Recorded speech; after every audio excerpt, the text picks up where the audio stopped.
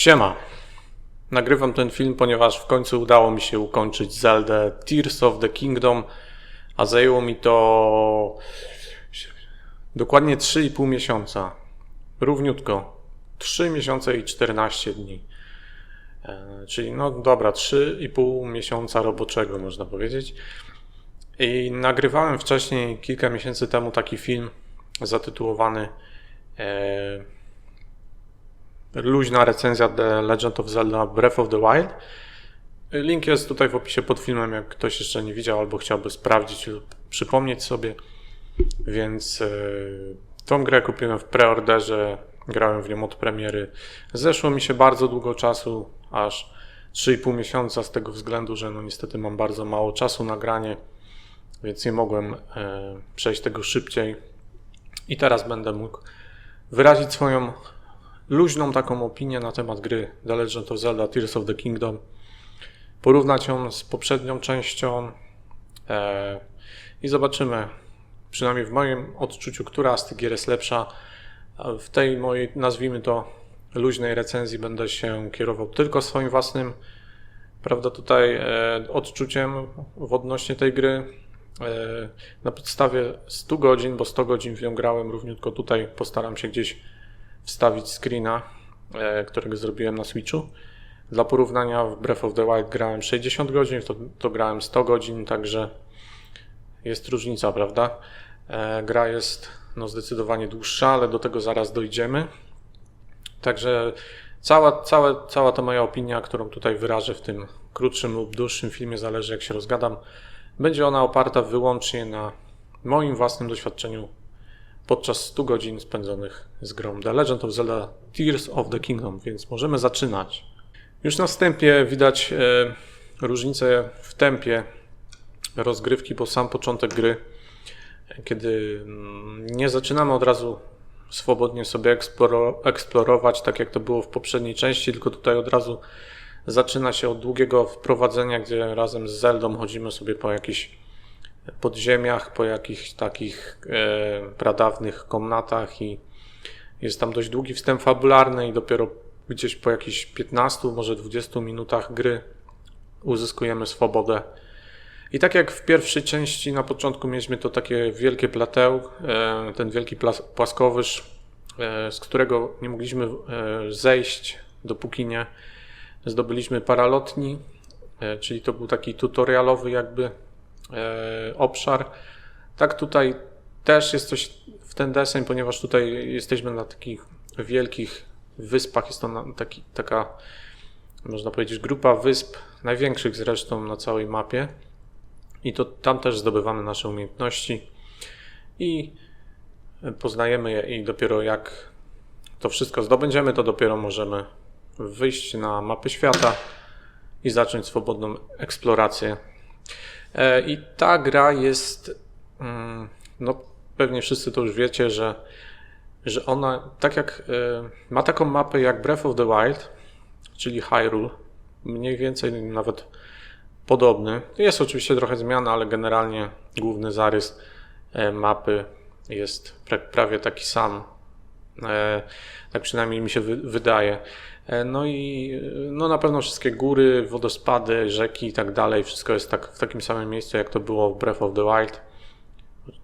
Te główne miasta, główne wioski również są w tych samych miejscach i nawet często mają tych samych mieszkańców, chociaż Tears of the Kingdom dzieje się no jakiś czas po Breath of the Wild, rzekłbym, że nawet wiele lat później, bo część bohaterów z Breath of the Wild się tutaj pojawia i tam byli na przykład małymi dziećmi, a teraz są już starsi, tak? Są już dorośli.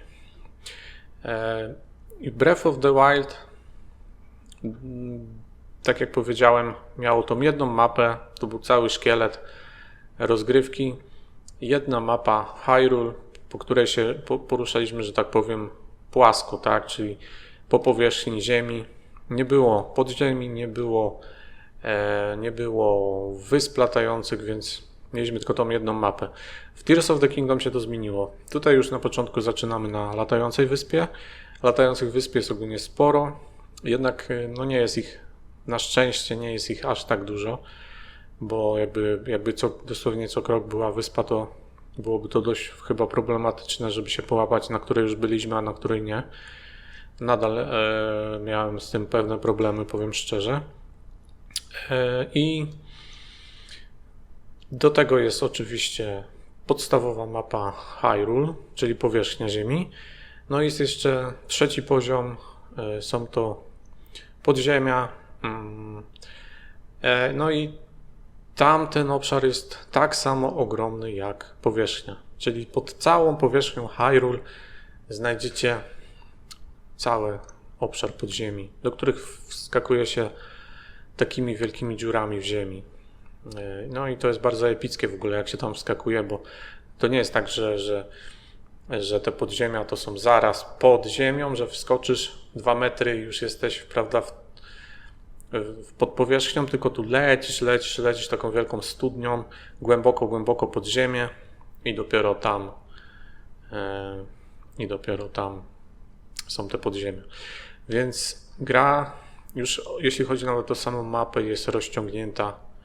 No 3-krotnie to nie, no bo tak jak mówię, latające wyspy nie są aż tak gigantyczne, ale 2,5 raza to na pewno, bo podziemia to jest drugie tyle, no i wyspy powiedzmy 50%, chociaż nawet nie, może z 25%, czyli 2,1/4 raza większa mapa tak naprawdę, tylko w 3 płaszczyznach.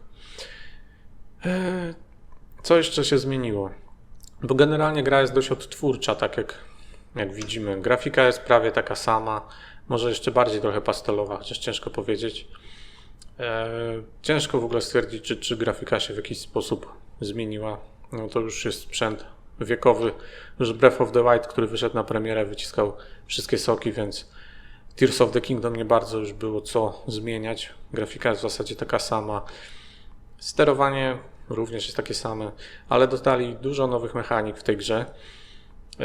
Albo po prostu te nowe mechaniki są niekiedy zupełnie nowe, a niekiedy są wariacjami na temat tych starych mechanik. Przykładowo mieliśmy magnes w Breath of the Wild, którym mogliśmy podnosić metalowe przedmioty, tylko metalowe przedmioty. Tutaj mamy tą ultra rękę, którą możemy podnosić wszystko.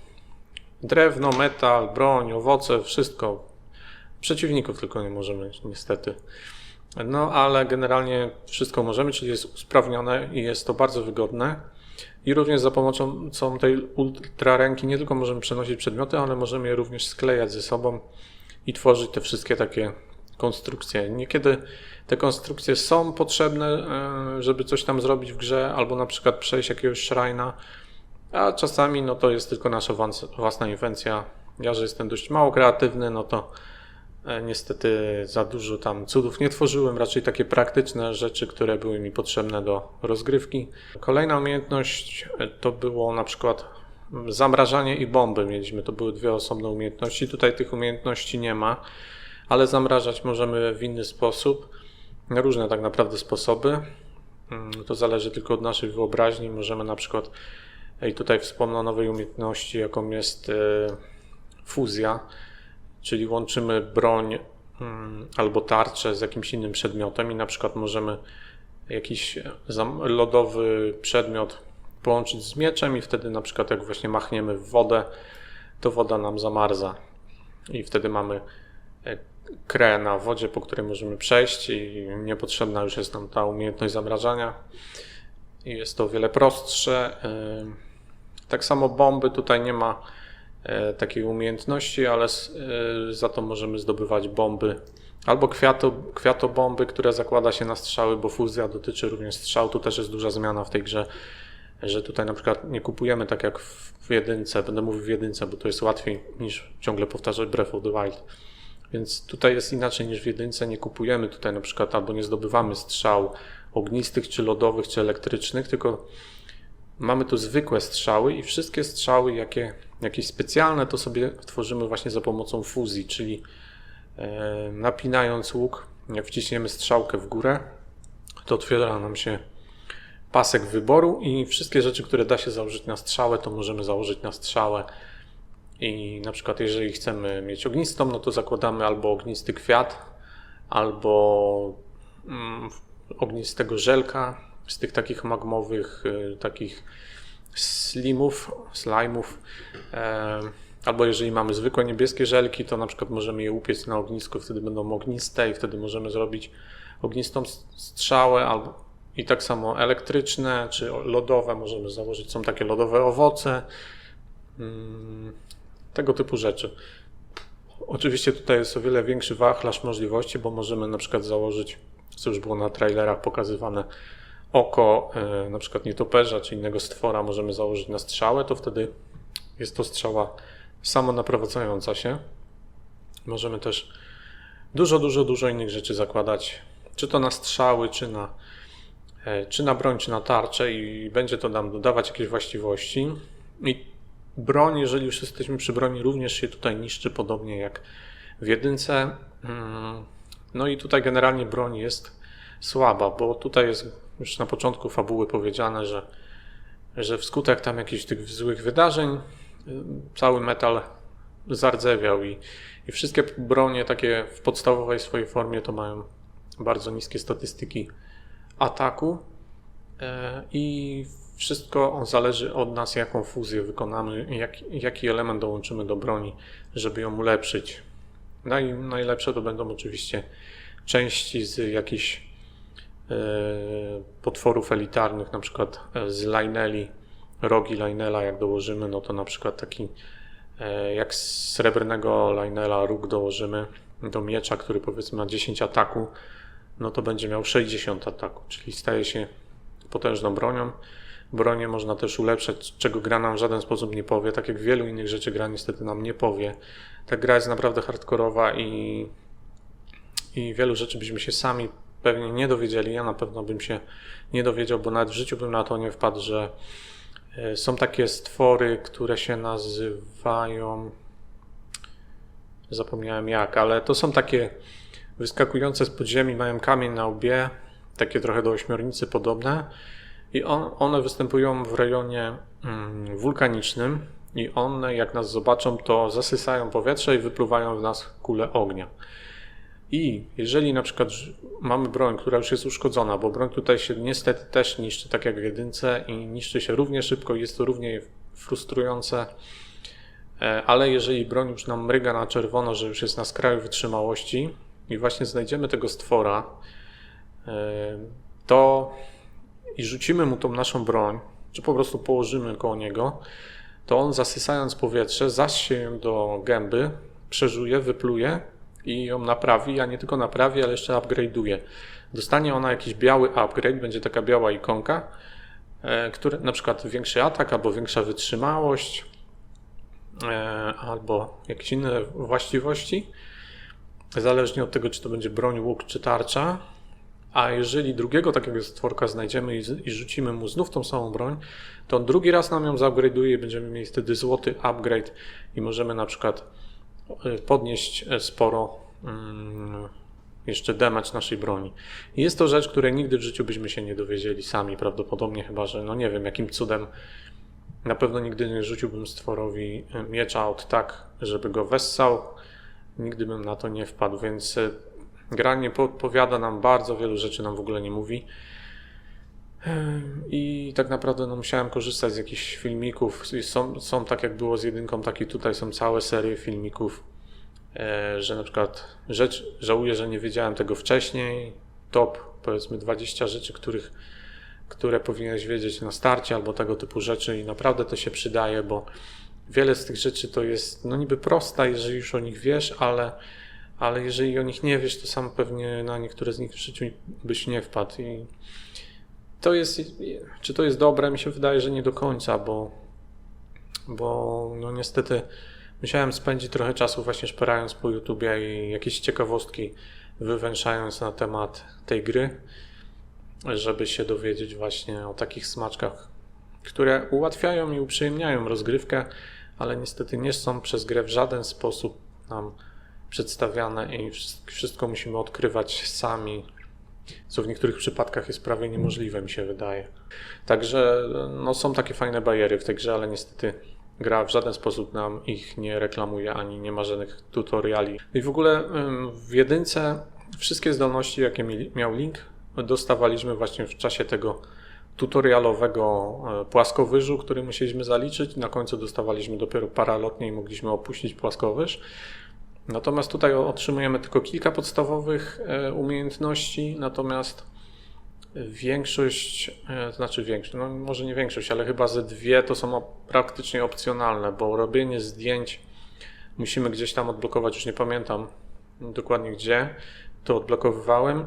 I jeszcze jest umiejętność auto build, czyli zapamiętuje nam właśnie budowle, które tworzyliśmy i później nam je, już żeby nie musieć składać wszystkiego od nowa, to za pomocą auto buildu, jeżeli posiadamy części, to za darmo tylko z tych części, które posiadamy, albo może nam to zbudować za pomocą takiego surowca, który się nazywa Zonite. I Zonite jest to taki surowiec, który występuje tylko pod ziemią i tam możemy go zdobywać albo z rudy właśnie Zonite'u, czyli rozwalając takie kamienie, albo po prostu zabijając przeciwników i z każdego przeciwnika pod ziemią wypada Zonite. I jest to bardzo ważna rzecz, ponieważ właśnie przy autobuildzie, jeżeli nie posiadamy jakichś części składowych naszych zapamiętanych pojazdów, to wówczas możemy zapłacić za to jakby Zonite'em. Czyli na przykład brakuje nam powiedzmy jednego koła, żeby zbudować jakiś samochodzik, nazwijmy to powiedzmy, że tam wyskoczy nam, że 5 Zonite'ów będzie to kosztować brak tego jednego koła, no i wtedy możemy go zbudować. Więc jest to dobre, a poza tym za Zonite będziemy w kopalniach płacić za takie elementy do ulepszania baterii.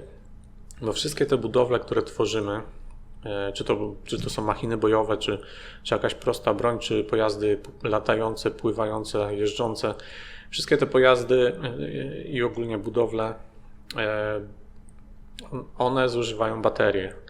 I na początku mamy tylko jedną bateryjkę, która nie wystarcza na dużo. Zależy jeszcze czego używamy, ale na przykład jak założymy 3 wiatraczki na samolocik, no to momentalnie nam zjada tą bateryjkę.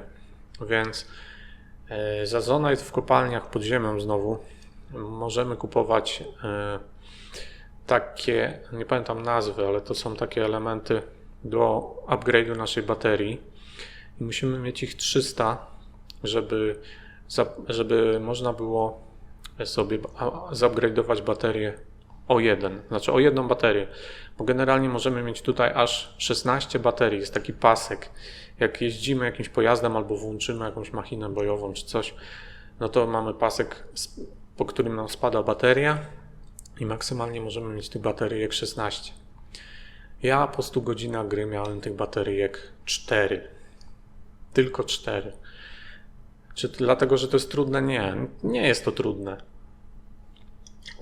Tylko dlatego, że po pierwsze nie chodziłem za bardzo do podziemi, bo bardziej mi się podobała eksploracja powierzchni, ewentualnie wysp latających. Do podziemi schodziłem tylko jeżeli musiałem tam iść fabularnie.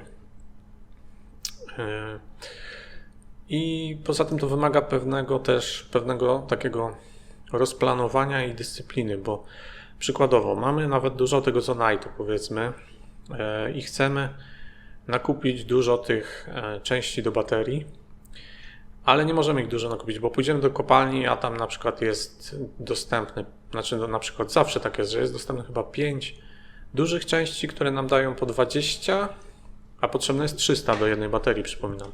5 dużych po 20, no to jest 100 i chyba 20 małych możemy też kupić, które nam dają po, nie wiem, po 5? Nie wiem.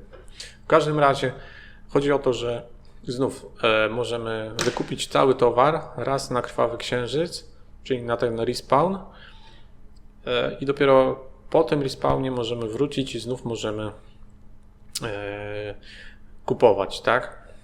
Także to się schodzi. To nie jest tak, że na przykład naduplikujemy albo nazbieramy sobie powiedzmy Zonite'u 999 i nagle chcemy wszystko kupić. No nie da się tak. Trzeba czekać, bo są ograniczone ilości.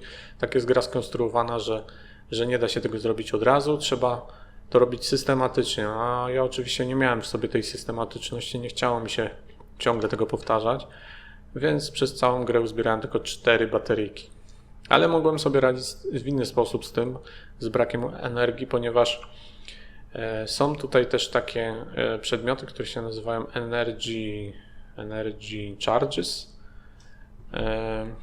I to są takie właśnie prądziki, takie małe kulki energii, które zdobywamy właśnie rozwalając robociki, te wrogie, nie, bo są też dobre robociki, tak jak tutaj widać, ale rozwalając wrogie robociki wypadają z nich bateryjki, też w różnych skrzyniach możemy znajdować bateryjki, w różnych w ogóle miejscach i te bateryjki możemy używać właśnie do doładowywania naszych baterii. Także na przykład jak mamy za mało, już nam się kończy, jeszcze na przykład jesteśmy w locie czy coś, to możemy otworzyć ekwipunek i doładować naszą baterię. Ale znowu, też musimy tego wszystkiego nazbierać. Ta gra ogólnie jest tak skonstruowana, że tu cały czas trzeba zbierać jakieś surowce albo farmić. I powiem szczerze, jest to bardzo upierdliwe. I podobnie też jak w jedynce nie było to tak bardzo odczuwalne, bo nie było tam tyle rodzajów surowców i takiego zapotrzebowania. Nie było tam baterii, ładowania tych baterii i takich innych rzeczy. Więc było to prostsze. Tutaj natomiast jest bardzo wiele zależności. Chcemy mieć więcej baterii, musimy zbierać Zonite. Musimy kupować za ten Zonite ten Energy Cells, czy coś tam, nie pamiętam. Takie trójkątne, energetyczne coś. Bo jeżeli mamy baterii, możemy doładować się tymi Energy Charges, ale żeby się nimi doładować, no to też musimy je nazbierać. I tak dalej, i tak dalej. Wszystko jest zależne od czegoś. Żeby zrobić coś, musimy mieć coś innego. I cały czas trzeba farmić jakieś itemy w różnych miejscach, bo to nie jest tak, że wszystko jest wszędzie i przykładowo wchodzimy do podziemi i tam jest wszędzie glum. Glum to jest taka jakby ropa rozlana, taka maź czerwona. Jak w nią wchodzimy, to nie dość, że nas rani, to jeszcze robi nam takie szare, pęknięte serduszka. To znaczy, że jak się nawet uleczymy, to tych szarych się nie da uleczyć dopiero albo jak wyjdziemy na powierzchnię, albo jak zjemy posiłek, który nam leczy te pęknięte serduszka, to dopiero wtedy możemy się uleczyć. A żeby zrobić przykładowo ten posiłek, który leczy pęknięte serduszka, to musimy mieć takie kwiatki, co się nazywają sandelion. To są takie złote kwiatki, a one rosną tylko na latających wyspach, te sandeliony.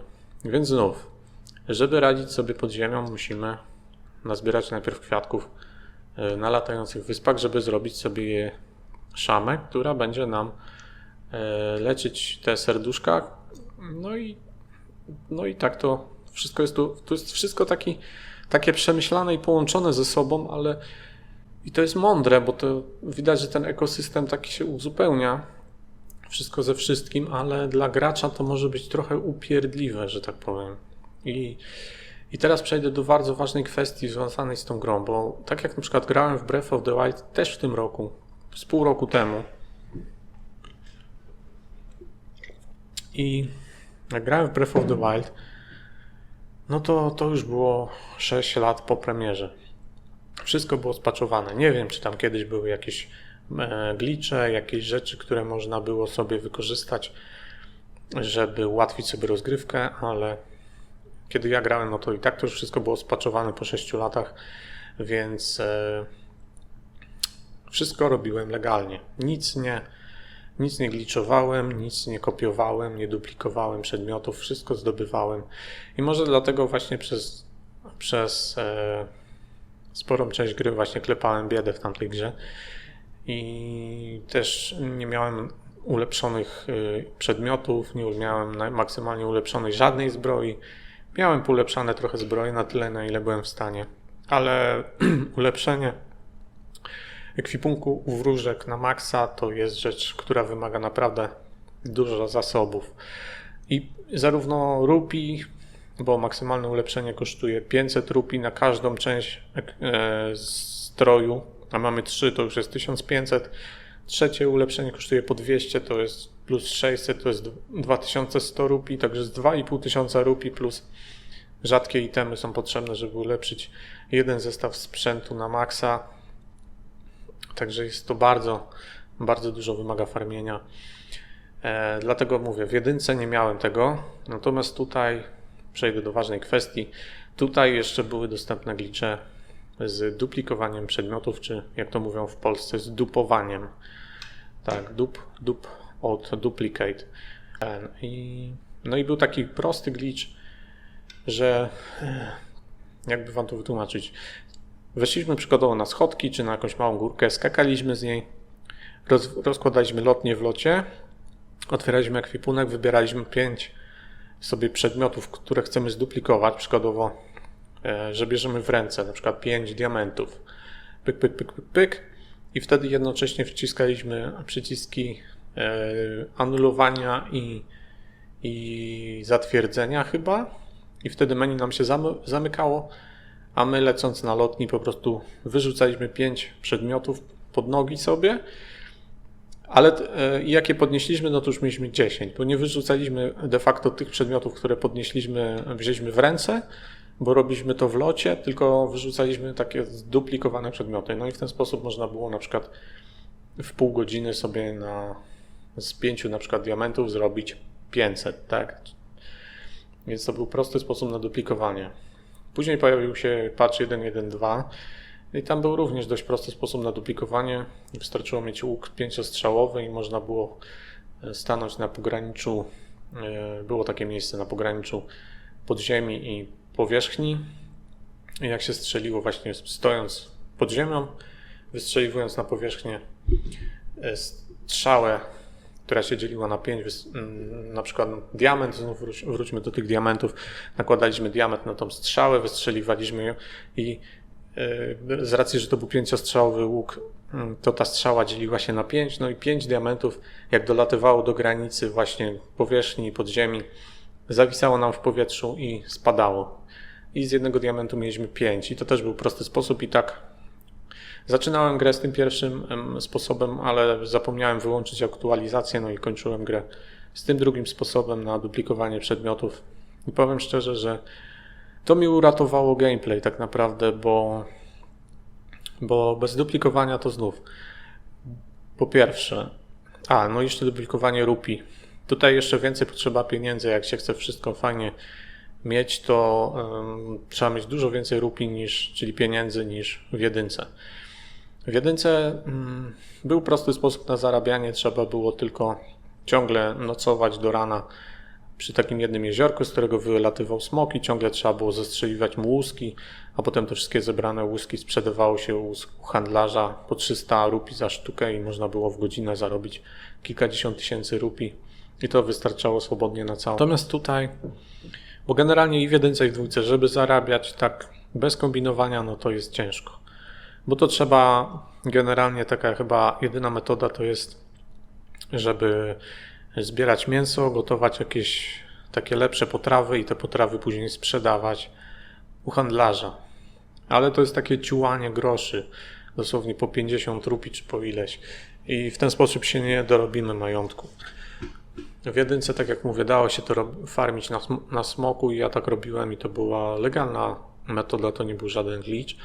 Natomiast tutaj w dwójce również ktoś wynalazł glitcha popularnego, bardzo łatwego, gdzie dosłownie w 3 minuty za pomocą tam wskakiwania na konia i z tego konia nie zsiadając się szło do handlarza i można było dosłownie w 3 minuty zarobić 999 tysięcy rupii i się więcej nie przejmować pieniędzmi. Ktoś powie, że to cheatowanie. Może, no z tymi rupiami może, bo to się robi szybko, ale to ratuje to grę. Ja powiem szczerze, to jest tak upierdliwy ten wymyślony przez twórców system zarabiania, że na przykład jakby się chciało zbudować dom, ulepszyć go na maksa, nie wiem, poulepszać u wróżek wszystkie swoje rzeczy i jeszcze nie wiadomo co. Wyobraźcie sobie, ja 999 tysięcy rupii miałem i wydałem z tego chyba ze 120 tysięcy. Mam chyba 880 czy 870 tysięcy po 6 gry, więc 120 tysięcy rupii wydałem. Ja nie to, że tam przestałem. Takie rzeczy to po prostu potrzebne, tak? 120 tysięcy rupii, żeby zarobić w tej grze tak legalnie, nie wiem, handlując z handlarzem jakimś gównem, to mi się wydaje, że to jest taka droga przez mękę, że to się nie dziwię, że na przykład ktoś tam może grać w tą grę nawet 500 godzin. Bo gdyby faktycznie tak grać, jak sobie to zamyślili twórcy, że tam, nie wiem, gotować obiadki, sprzedawać jakieś steki, jakieś gówno, zbierać i sprzedawać, a też możesz sprzedać to, czego nie trzeba. Przykładowo sprzedasz części potworów, bo są powiedzmy nieźle płatne, ale potem pójdziesz do wróżki ulepszyć sobie jakąś część zbroi i się okaże, że musisz mieć części tego potwora na przykład właśnie do ulepszenia, a ty je sprzedałeś i musisz znów iść szukać tych potworów i znów musisz je farmić, żeby znów wyfarmić te części. Więc to jest upierdliwe, więc z czystym sumieniem sobie zgliczowałem tutaj rupię i nie żałuję, bo naprawdę mi to zrobiło grę. Nie musiałem się tym zawracać sobie dupy tak naprawdę tymi pieniędzmi. Druga sprawa, duplikowanie przedmiotów. No tutaj też nie mam co do tego, że tak powiem, wyrzutów sumienia z tego względu, że to nie można tego też nazwać cheatowaniem, bo to nie jest takie hop-siup. Tutaj, żeby zduplikować przedmioty, szczególnie w tych późniejszych patchach, w ogóle w tym 1.2.0 na szczęście go nie mam, bo na 1.1.2 jak się kapnąłem właśnie, że się aktualizuje sama gra, to wyłączyłem automatyczne aktualizacje i cały czas jestem na tym etapie patcha 1.1.2, gdzie mogę duplikować przedmioty właśnie strzałą z łuku, gdzie z jednej strzały robi mi się 5 przedmiotów i w tym 1.2.0 no to już w ogóle bym nie duplikował, bo tam jest tak skomplikowane, żeby mi się naprawdę nie chciało. Może nie tyle skomplikowane, co czasochłonne. Więc właśnie nie nazwałbym tego cheatowaniem, bo naprawdę wymaga to sporo przygotowań, żeby coś zduplikować. To nie jest takie hop-siup, że klikniesz 3 razy i nagle masz 999 itemów. Nie. Tu przykładowo trzeba... Ja tylko duplikowałem tyle, ile musiałem. Na przykład potrzebne mi było powiedzmy 20 jakichś tam przedmiotów. No to duplikowałem sobie 20 przedmiotów. Zajęło mi to, ja wiem, ze 2 minuty, nie? No jakbym chciał powiedzmy mieć wszystko na 999, bo takim bym miał kaprys, to by mi zajęło wiele godzin. To nie jest tak, że to jest duplikowanie takie, że wpisujesz kod i już. Więc czy to jest złe? No takie na 999 wszystkiego tak tylko dla własnego widzimisię, no to dla mnie to by była głupota. Ja tylko robiłem tyle, ile musiałem. Tak na minimum, żeby sobie nie popsuć rozgrywki.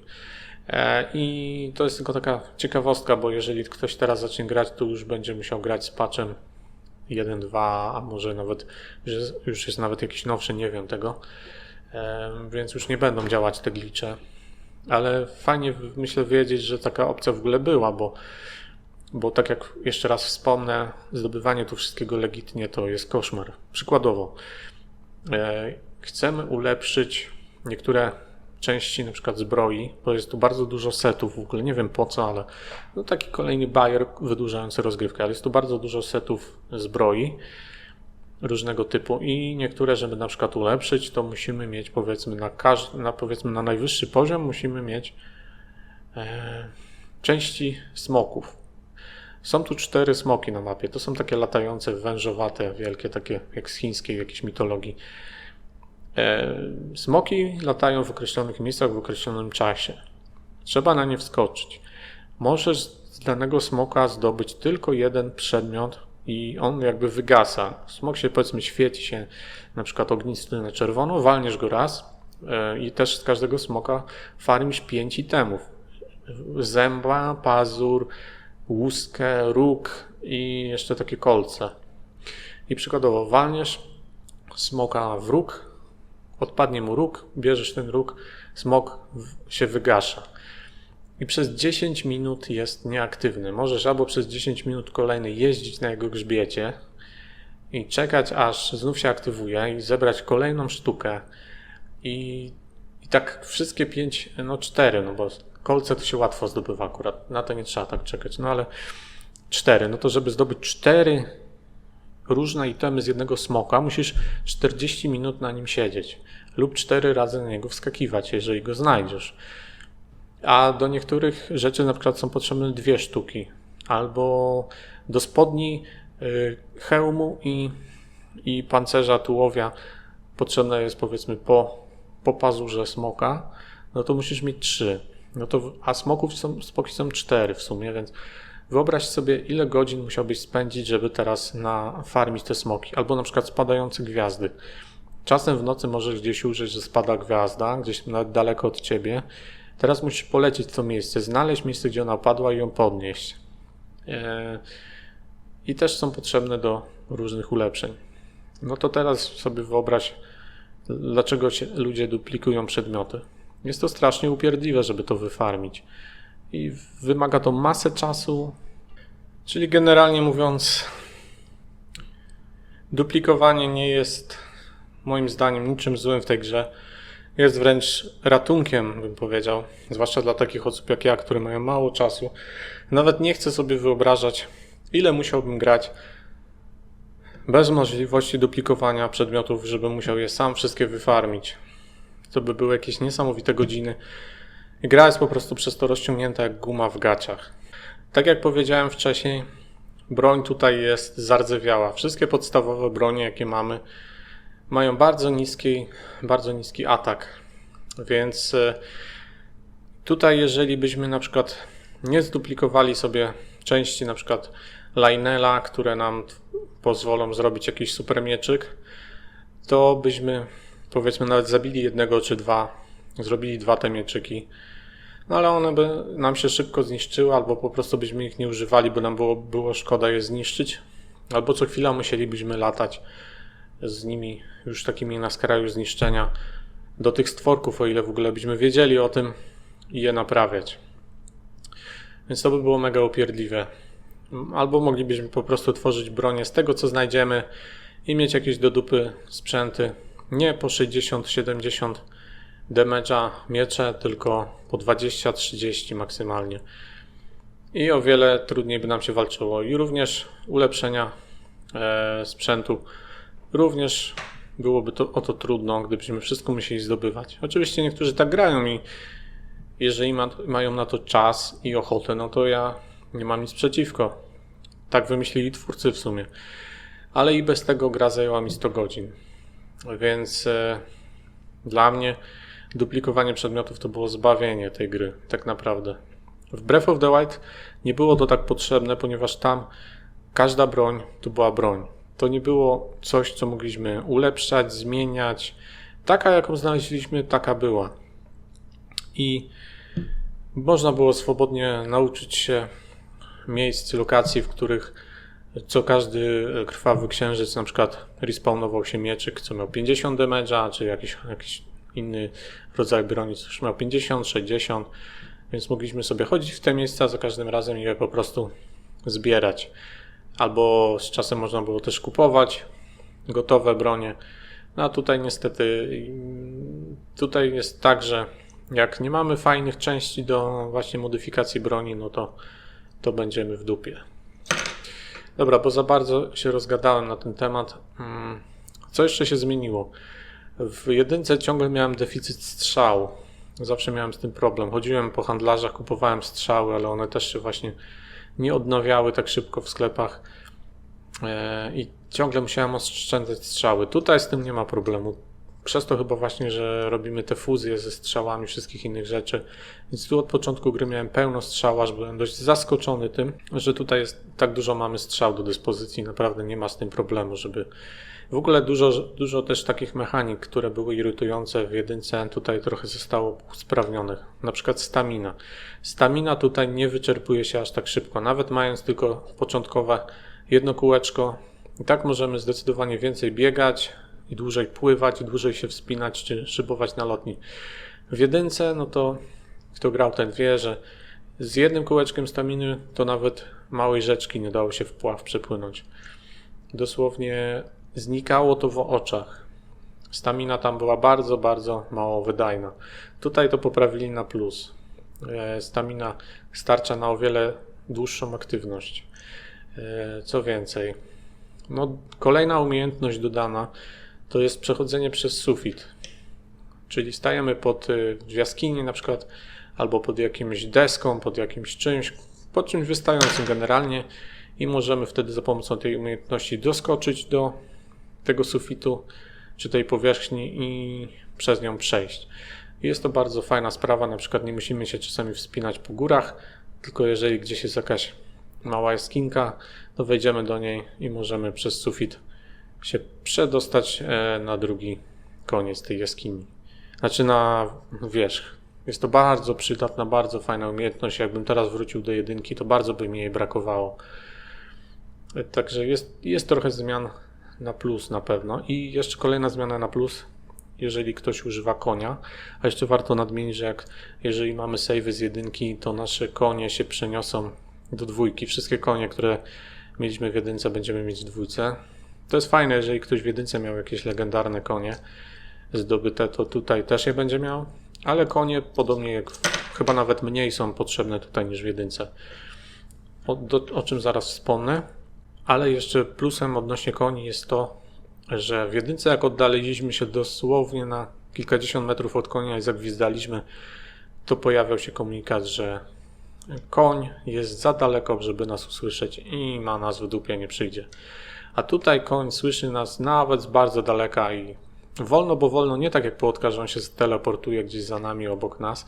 On musi fizycznie do nas przybiec, więc jeżeli go zagwiżdżemy na niego z daleka, no to chwilę się zajdzie, zanim on przybiegnie, ale mimo wszystko przybiegnie, usłyszy i to też jest zmiana na plus. A jeszcze odnośnie właśnie tego, co powiedziałem, że tutaj konie mają jeszcze mniejsze znaczenie, ponieważ tutaj z racji tego, że mamy te latające wyspy, to tutaj zmianie uległy wieże, bo tak samo jest jak w jedynce, że musimy odsłaniać kolejne wieże, żeby nam się kolejny fragment mapy odkrył.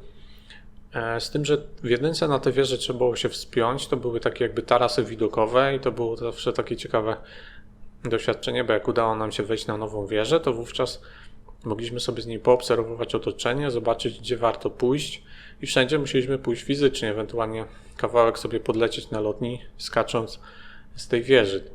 Ale tutaj wieże zamieniono w takie katapulty, czy armaty nawet można powiedzieć, czyli taka wielka, prosta rura, która wystrzeliwuje nas wysoko w przestworza i możemy przelecieć pół mapy, jak mamy dużo staminy albo jakieś żarcie, które nam odnawia staminę, to możemy lecieć hen daleko.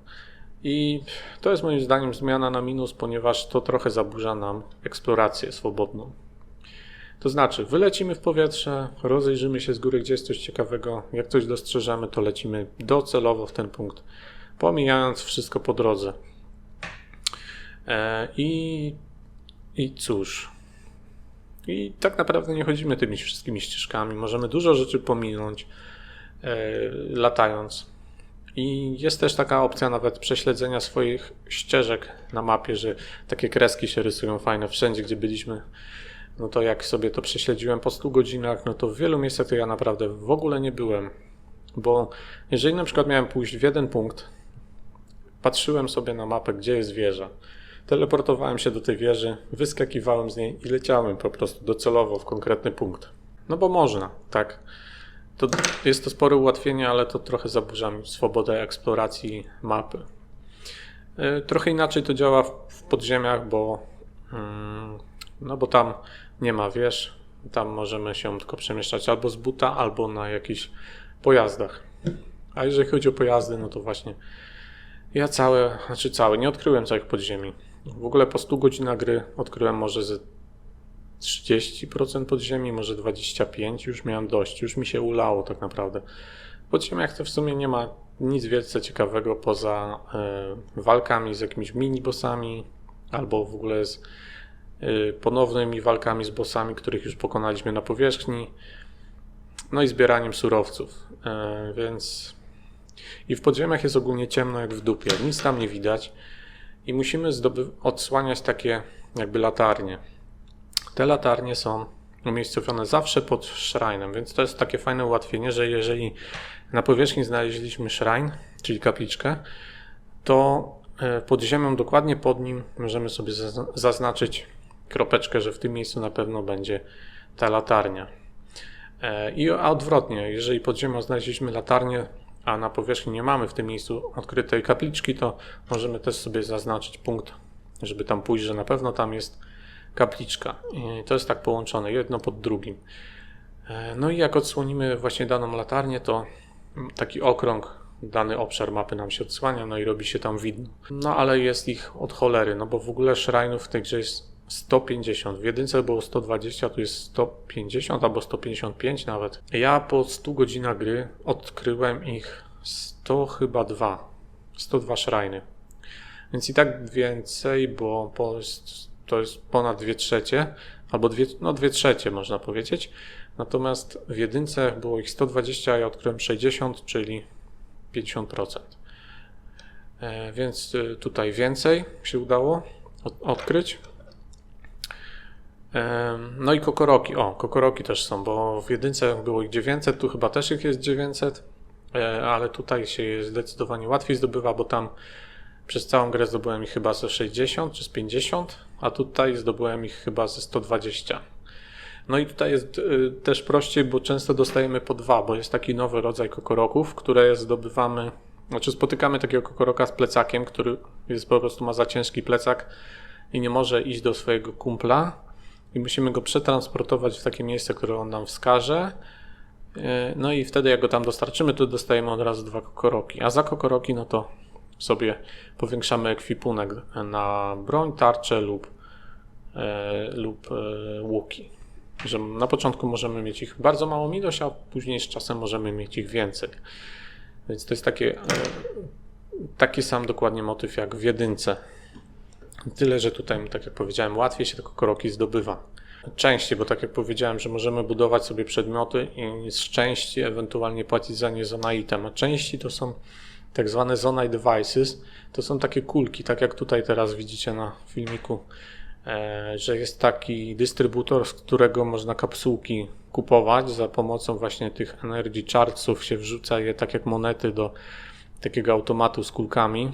Chyba w Japonii są popularne takie automaty i wtedy możecie sobie kupić te kapsułki. W kapsułkach są poszczególne części oczywiście losowo, na przykład kierownica, wiatraczek, rakieta i z tych części możecie budować te wszystkie machiny.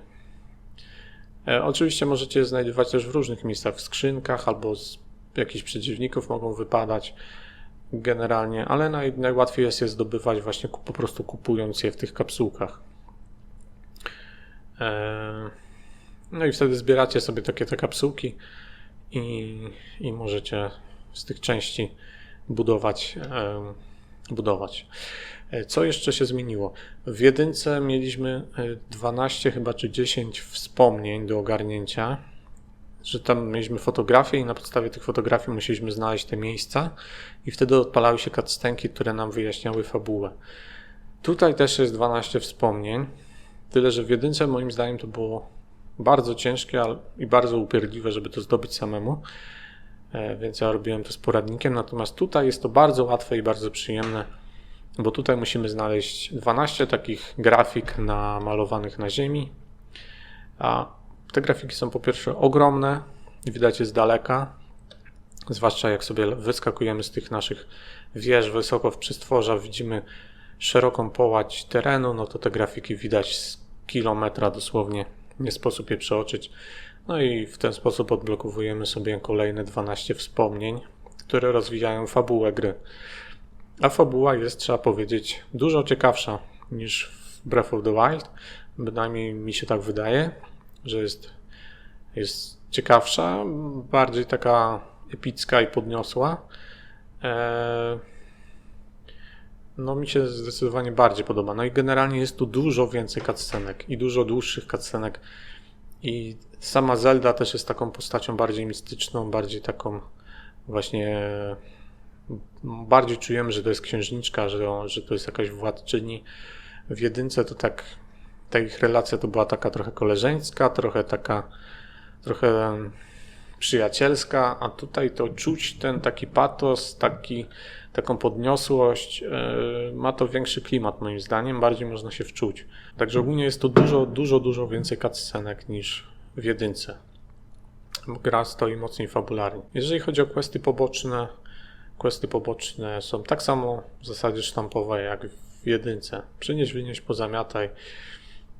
Też tu jest jedno zadanie z odbudową wioski, tak jak to było w jedynce. Jest ono dość przyjemne, łatwe i jedno z fajniejszych zadań pobocznych. Jest tu też możliwość zbudowania swojego domku, która jest bardzo kosztowna. Tu znów się kłania to, co mówiłem o duplikowaniu pieniędzy. Domek tu jest przyjemniejszy, bo w jedynce to tylko płaciliśmy i patrzyliśmy na efekty, na które nie mieliśmy żadnego wpływu. A tutaj możemy kupować konkretne elementy budynku i sobie z takich części składowych, z takich jakby kontenerów zbudować własny domek według naszego własnego uznania. I to jest moim zdaniem zdecydowanie fajniejsze rozwiązanie, aczkolwiek dom pełni funkcję totalnie dekoracyjną i tak naprawdę nic kompletnie nie wnosi do samej gry. Możemy to zupełnie pominąć. Jest to totalnie poboczna rzecz. W ogóle w tej grze wszystko jest tak naprawdę poboczne i ta gra jest tak naprawdę bardzo sandboxowa, bo tutaj poza głównym zadaniem odnaleźć Zeldę, to wszystko inne jest opcjonalne. Nic nie musimy tak naprawdę. Tak samo było zresztą w jedynce. Można tą grę ukończyć szybko, jeżeli się chce i potrafi, a można się bawić i zatopić w tym świecie na długie godziny. Generalnie gra jest, jeżeli chodzi o grafikę, praktycznie taka sama. O sterowanie również nie ma większych zmian, poza nowymi mechanikami, które otrzymaliśmy. Jeżeli chodzi o fabuła jest lepsza, sterowanie jest prawie takie samo. Czy gra jest lepsza ogólnie od Breath of the Wild? Wydaje mi się, że tak. Tamta oczywiście była pierwsza, była czymś nowym, świeżym, ale generalnie wydaje mi się, że ta jest mimo wszystko lepsza, że teraz patrząc wstecz, to Breath of the Wild wydaje się takim trochę, wersją beta. Szczególnie przez te dużo uboższe mechaniki i sporo ulepszeń, które jest w tej grze, sprawia to, że po prostu w tą grę gra się przyjemniej. Tylko jedynym jej minusem to, że jest cholernie rozwleczona, jest rozciągnięta po prostu jak guma w gaciach. Dlatego po 100 godzinach, kiedy doszedłem już do tych podziemi, zrobiłem to, co musiałem. Miałem do wyboru iść na głównego bossa i zakończyć grę, albo dalej grzebać. No i wybrałem to pierwsze rozwiązanie, ponieważ co za dużo tu i świnia nie zje, już miałem dosyć. Naprawdę już miałem dosyć. Może kiedyś wrócę, bo fajnie się gra, nawet w tych podziemiach, ale 3,5 miesiąca grania w jedną grę to już jest dla mnie troszkę za dużo. No i na razie zakończyłem swoją przygodę, przeszedłem grę, zakończenie było piękne. W ogóle dużo jest tu fajnych scenek, szczególnie z Zeldą, jest takich nawet podniosłych i nieco wzruszających, na przykład scenka, w której Link zdobywa Master Sword. To jest bardzo taka też wzruszająca scena, albo ostatnie wspomnienie. No jest tu dużo takich właśnie podniosłych i nawet wzruszających scenek. Zdecydowanie gra tutaj bardziej oddziałująca na emocjach niż to było w części pierwszej. A, jeszcze jedna zmiana, o której nie wspomniałem. W tej grze jeszcze dodano jaskinie. Oprócz tego, że jest wyspy, powierzchnia, podziemia, to jeszcze są jaskinie. Jaskinia to nie jest to samo co podziemia. Jaskinie są płytkie, są gdzieś tam w górach, w skałach. Włazisz do nich, przechodzisz z jednego końca na drugi, albo jeżeli jest to ślepa uliczka, no to w jedną stronę w środku może być albo jakiś mini boss, albo może być jakaś skrzynia ze skarbem, albo może być na przykład też może być shrine ukryty. Także i tych jaskiń jest chyba ze 120. Także bardzo, bardzo dużo. I w tych jaskiniach jeszcze możemy spotkać takie stwory, co się nazywają Bubble Frog. To są takie białe, żabowate stwory. Jak je rozwalimy, to wypada z nich taka śnieżka, jakby to się nazywa Bubble Gem, czyli taki bubble kryształ.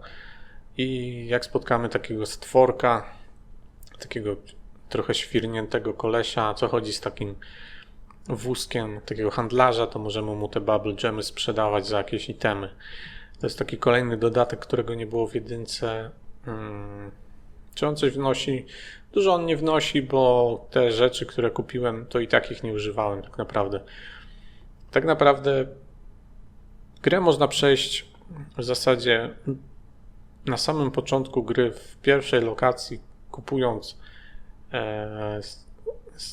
cały set Hylian Armor w pierwszym sklepie, jaki spotkamy, i później ulepszając go u wróżki na maksimum, i to już nam wystarczy, żeby być kozakiem i całą grę rozpykać bez problemu. A jeszcze, skoro wspomniałem o wróżkach, warto tutaj nadmienić, że tu nie jest tak, jak było w jedynce, że znajdziemy wróżkę, to po prostu płacimy w rupiach za to, żeby nam otworzyła i mogła ulepszać nam broń. Tutaj wróżki mają wymagania, że chcą posłuchać muzyki. A żeby posłuchać muzyki, musimy znaleźć muzyków. Muzycy są przy stajniach, ale nie przy wszystkich stajniach. Jest jedna konkretna stajnia, od której zaczyna się ten quest, żeby odblokować wróżki.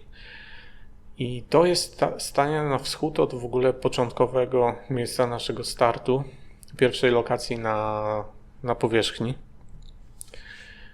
I jeżeli tam pójdziemy od razu, no to brawo dla nas, bo mamy już pierwszą wróżkę, a jak już mamy zaczęty quest, no to potem możemy go szybko skończyć i mieć wszystkie wróżki. Ale jeżeli nie pójdziemy w prawo, tylko w lewo, tak jak ja zrobiłem, no to możemy przez większość gry chodzić z naszym pancerzem, który o łącznym defensie na poziomie 9 punktów i dostawać od wszystkich wpierdol na jednego strzała. Być jednostrzałowym cieniasem.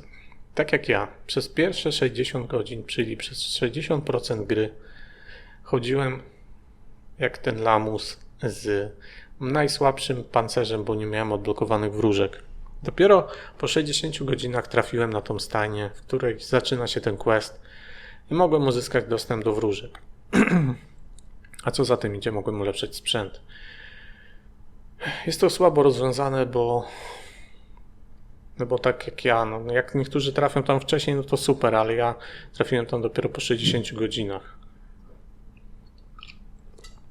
Podobnie ma się sprawa na przykład z umiejętnością autobuilda, której można w ogóle nawet nie odblokować, bo jest ona opcjonalna tak naprawdę i trzeba znaleźć konkretne miejsce w podziemiach. Nie wiem, czy fabuła by nas tam doprowadziła, nie pamiętam. Ja po prostu byłem zaintrygowany, dlaczego w tym polu skillów mam puste okienko i dlaczego nie mam tam umiejętności, więc wygooglowałem to, jak odblokować tą brakującą umiejętność i poszedłem w konkretne miejsce w podziemiach i odblokowałem ją. Ale znów, można by przejść całą grę i nie mieć autobuilda odblokowanego, bo gra nas w ogóle nie prowadzi za rączkę, w ogóle. To jest kurde niemalże jak Minecraft. Totalna swoboda, nic nie wiemy co robić. Znaczy nie to, że nic nie wiemy, bo niektóre questy mamy oznaczone i wiemy gdzie się udać, ale niektóre rzeczy w ogóle zero podpowiedzi, totalne zero. No więc jak już mamy te wróżki, mamy tego autobuilda, no to robi się trochę łatwiej, bo jak sobie ulepszymy chociażby ten Hylian Armor już na maksa, to wtedy nasza obrona rośnie nam z 9 na 80 i wtedy robi się już przyjemnie. Wtedy nawet potężny przeciwnik, jak nas walnie, to nie zabierze nam całego życia jednym ciosem, tylko raptem kilka serduszek. A oczywiście liczbę serduszek i również pasek staminy zwiększamy sobie za pomocą kulek, które zdobywamy w świątyniach. I tutaj również mamy 4 główne questy, tak jak to było w jedynce, że musimy odwiedzić 4 główne miasta i tam wykonać jakieś zadania, czyli przejść takie większe dungeony, pokonać w nich bossa i wtedy dostajemy pomocnika do pomocy. W jedynce to był tylko taki pomocnik w formie umiejętności jakiejś, a tutaj jest to faktycznie pomocnik, który za nami biega. Jest to fajne, bo na końcu gry będzie za nami biegało aż 5 kolesi i to będzie fajne, bo jak będziemy z kimś walczyć, to wszyscy będą glanować typa normalnie jak jakieś dresy pod blokiem jakiegoś kolesia. Obskoczą go dookoła i wszyscy zaczynają go tłuc. Jest to fajne biegać w takiej dużej drużynie. Znaczy niekiedy wpływa to trochę na spadek animacji, chociaż gra sama w sobie już dość potrafi się zakrztusić. Śmiga na ogół w 30 klatkach, ale jak zaczynamy budować, szczególnie właśnie jak budujemy jakieś konstrukcje, obracamy przedmioty i tak dalej, no ta animacja zauważanie chrupie. No i niestety to nie jest sporadyczne, to się zdarza dość często. Animacja w tej grze niestety woła o pomstę. Cały czas coś mi się przypomina Gadam już bardzo długo. Generalnie jakby to podsumować, bo nie ma sensu chyba się tak rozdrabniać bardzo szczegółowo. Gra jest ogólnie świetna. Moim zdaniem jest chyba nawet fajniejsza od pierwszej części. Jest oczywiście trochę odtwórcza, nie jest tak świeża, ale nowe mechaniki dają radę, wprowadzają powiew świeżości do gry. Gra jest mocno rozwleczona, te podziemia moim zdaniem mogłyby być mniejsze, nie musiały być konkretnie o rozmiarze całej mapy, to już jest trochę przesada moim zdaniem. Dodali też trochę nowych przeciwników w tej grze, jest trochę bogatszy bestiariusz, bo w jedynce to było bardzo ubogo, tutaj dodali też trochę więcej minibossów. Pojawił się taki King Gleok, to są takie smoki trzygłowe, trochę podobne do King Ghidorah z Godzilli, które występują w różnych formach. Jest tak jak tu widać, Like, jest to znany potwór, chyba już nawet z pierwszej Zeldy na NES-a, czyli taki robal pożerający. Są takie małpoludy z długimi nosami, Horriblin one się chyba nazywają, które występują tylko w jaskiniach, łażą po sufitach. Są bossowie tych goblinów, czyli takie wielkie, grube gobliny.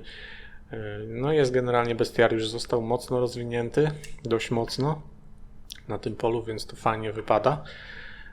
Są też oczywiście w podziemiach są też wersje potworów, wszystkie z gloomem, czyli jak nas zranią, to mamy te pęknięte serduszka, nie możemy się uleczyć.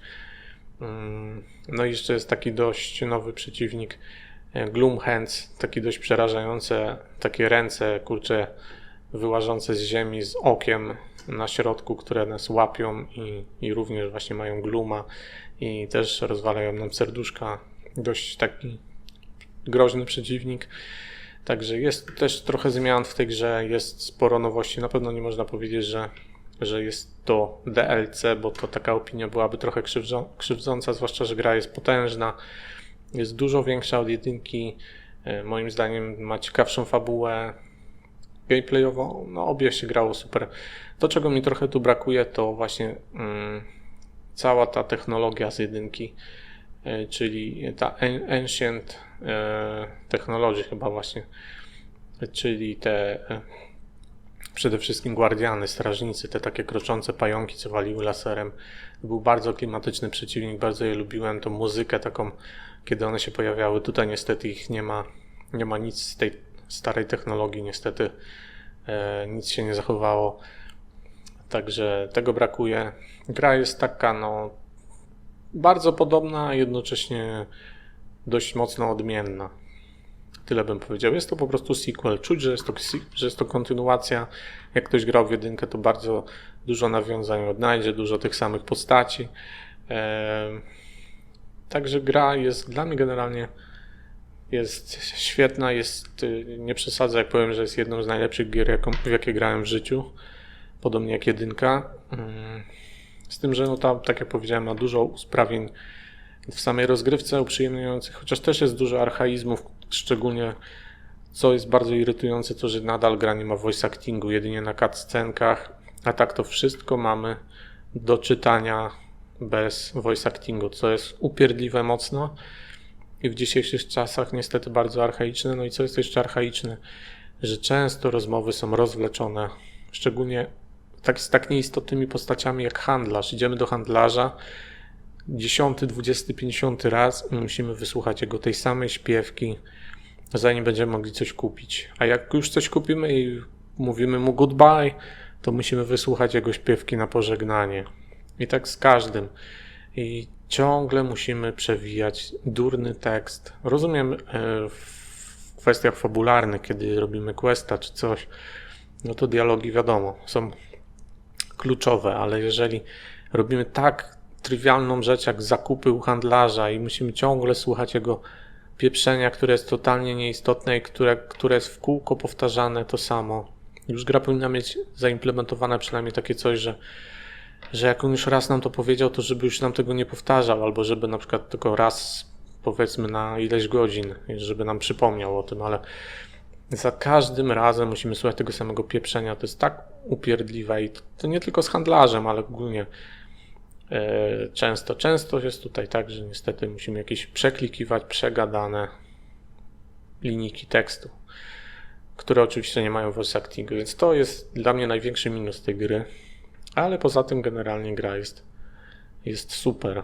I też ci pomocnicy, których odblokowujemy, są sage tak zwane, to ich też możemy ulepszać za pomocą kulek, ale tych kulek nie zdobywamy w świątyniach, tak jak te dla ulepszenia zdrowia albo staminy Linka, tylko je zdobywamy gdzieś na mapie, na ogół chyba na latających wyspach i potrzebne są tak samo jak do ulepszenia Linka, tak samo potrzebne są 4 do ulepszenia każdego z tych naszych pomocników. Każdego możemy ulepszyć tylko raz, a więc tych kulek, ich pomocników jest 5, więc tych kulek jest 20.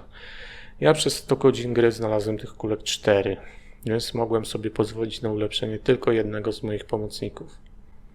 Ale ogólnie korzystanie z nich, bez każdego pomocnika możemy wykorzystać do użycia jego zdolności specjalnej, ale żeby to zrobić, musimy do niego podejść i jak pojawi się jego ikonka, to wcisnąć A. Wtedy aktywujemy jego umiejętność i wtedy możemy jej użyć. No ale często oni gdzieś odbiegną albo w natłoku jakiejś tam walki z kimś, no to jest ciężko do ogarnięcia, albo nie ten, co trzeba, nam podbiegniemy, klikniemy i aktywujemy umiejętność nie tego, co chcieliśmy. Także to jest fajne, ale to trochę chaotyczne jest. Ale tak jest tak samo chaotyczne jak moje opowiadanie tutaj, bo też przechodzę od tematu do tematu, w ogóle już się w tym zaczynam gubić. No gra jest tak ogromna, grałem ją 3,5 miesiąca. Czy będę miał kaca growego po tej grze? Nawet nie tyle kaca, bo czuję już lekki przesyt tą grą, więc nie sądzę, żebym miał teraz jakiegoś takiego kaca, tak jak czasami ma się po grach, że skończymy i nie chcemy grać potem w nic innego, bo brakuje nam przebywania jeszcze z tą grą. No, tutaj już powiem szczerze, właśnie trochę się już wypaliłem w tej grze, dlatego dałem sobie spokój. Mogłem przecież swobodnie grać dalej, ale zrezygnowałem z tego, bo już miałem dosyć. Więc kaca growego miał nie będę. Może kiedyś do niej wrócę, może nie, kto wie. Ale generalnie gra jest świetna. No ale trzeba zagrać w końcu coś innego. 3,5 godziny, 3,5 miesiąca poświęcone tylko na jedną grę, no to jest kawał czasu. Ale czy żałuję? Nie, absolutnie nie żałuję. Naprawdę jedna z najlepszych gier, w jakie grałem w życiu i myślę, że z takiej topki to raczej nie wypadnie prędko, a może być może nawet nigdy. Naprawdę miodny gameplay, naprawdę bardzo przyjemny i każdy chyba znajdzie tutaj coś dla siebie, tylko właśnie trzeba dobrze pokierować naszymi poczynaniami i trochę trzeba się orientować, bo tak jak powiedziałem na początku, wiele rzeczy gra nie mówi, takie, które ułatwiają, uprzyjemniają rozgrywkę. Gdybyśmy je wiedzieli, to by było na pewno fajniej, a tak to musimy się niekiedy męczyć, kombinować niepotrzebnie. No ale ta gra jest skonstruowana, no i nic się na to nie poradzi. Ale jak ktoś chce trochę być dociekliwy, trochę poczytać i poorientować się, no to na pewno odnajdzie dużo przyjemności z tej gry i z obcowania z nią. Także kończę tą moją chaotyczną wypowiedź. Mam nadzieję, że jeżeli ktoś słuchał, to nie pogubił się za bardzo w tym, że tak co chwilę zmieniałem temat, ale to wszystko leci na spontanie. Grę skończyłem dzisiaj, nagrywam to dzisiaj na świeżo i trzeba będzie zagrać sobie w końcu w coś innego po takim czasie. Także grę polecam z czystego serca. Jeżeli ktoś nie grał w jedynkę, to polecam mu jedynkę, chociaż nie musi zaczynać od jedynki, ale wydaje mi się, że jak ktoś zagra w dwójkę, a później by chciał zagrać w jedynkę, to może być właśnie takie trochę uczucie, że czegoś tej jedynce brakuje, bo dwójka ma jednak właśnie dużo tych rozwiniętych mechanik, których teraz właśnie w jedynce by mi trochę brakowało, jakbym do niej wrócił. Także fajnie grać po kolei. Ja tak zrobiłem, skończyłem jedynkę, potem miałem chyba 2 miesiące przerwy i potem wziąłem się za dwójkę.